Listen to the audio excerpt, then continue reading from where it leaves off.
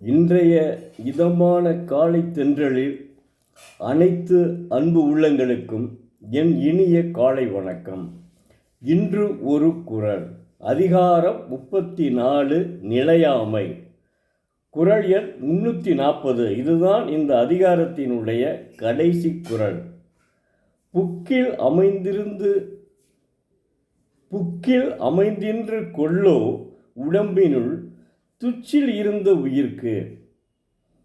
தெய்வப்புலவர் திருவள்ளுவர் வாத முதலியவற்றின் இல்லாய உடம்புக்குள் ஒதுங்கி இருந்த போதும் ஒதுங்கி இருந்தே போந்த உயிர்க்கு எஞ்ஞான்றும் இருப்பதோர் இதுகாரும் அமைந்தில்லை போலும்.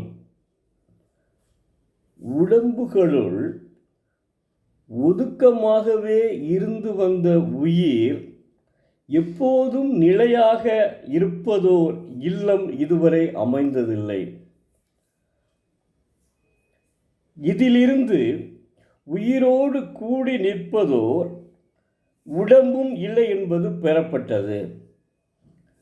அப்ப இதை அதாவது என்ன சொல்றாரு, உயிர் உடம்பும் எப்போதுமே சேர்ந்திருக்காது. அது ஒரு சில வரையறைகள் தான். உங்களுக்கு தெரியும், பிறப்பு என்பது உண்டால் இறப்பு என்பது ஒன்று உண்டு. அதான் நீங்கள் என்னென்னா திருமூலம் படிச்சிருந்தா தெரியும்.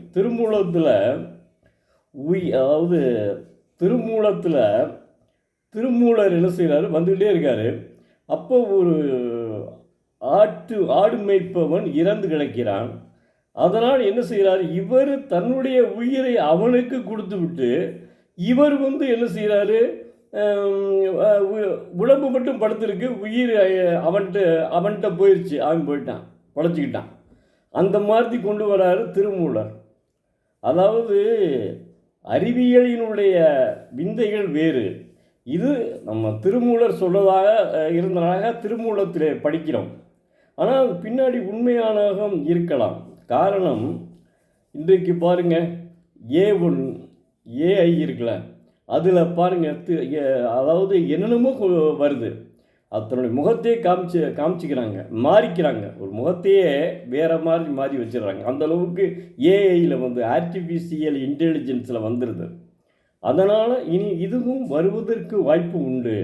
அதனால் ஒன்றும் மாற்றம் கிடையாது. ஏன்னா இப்படி விட்டுட்டோம்னா எல்லாருமே இந்த மாதிரி பூந்து இது பண்ண ஆரம்பிச்சிடுவாங்கன்னு சொல்லி கூட தடுத்து இருக்கலாம் மனிதர்கள்.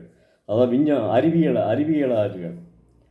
அதனால் உடம்பு வேறு உயிர் வேறு. உடம்பும் உயிரும் சில நாட்கள் தான் ஒன்றாக குடியிருக்க முடியும்.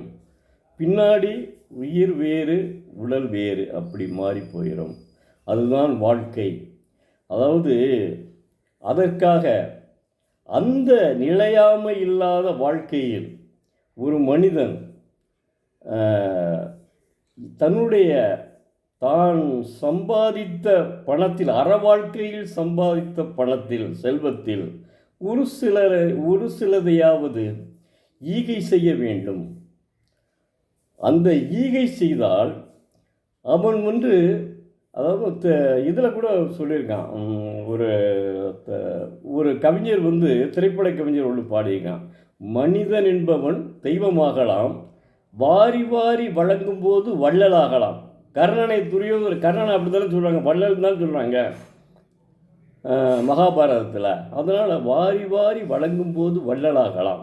மனிதன் என்பவன் தெய்வமாகலாம், வாரி வாரி வழங்கும் போது வள்ளலாகலாம். அப்படி வள்ளல் இருந்தால், இப்போ கர்ணனுக்கு புகழ் தனி, மகாபாரதத்தில் கர்ணனுக்கு புகழ் தனி. அதுபோல ஒரு புகழ் எல்லாருக்கும் கிடைக்கும் என்பதுதான். மனிதனாக வாழ வேண்டும். அதாவது அவரே தெய்வப்புலவர் திருவள்ளுவரே சொல்கிறாருங்க, ஈகை செய்தால் அவன் கடை தோன்றின் புகழோடு தோன்றுக அக்திலா தோன்றலின் தோன்றாமை நன்று.